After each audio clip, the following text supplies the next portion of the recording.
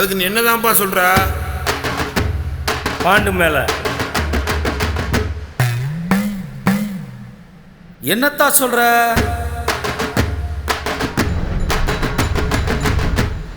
என்ன கூப்பிடுற? இங்க மாதிரி டீ கடை என்ன ஓரா போற? எல்லாரும் கொஞ்சம் அமைதியா இருக்கப்பா.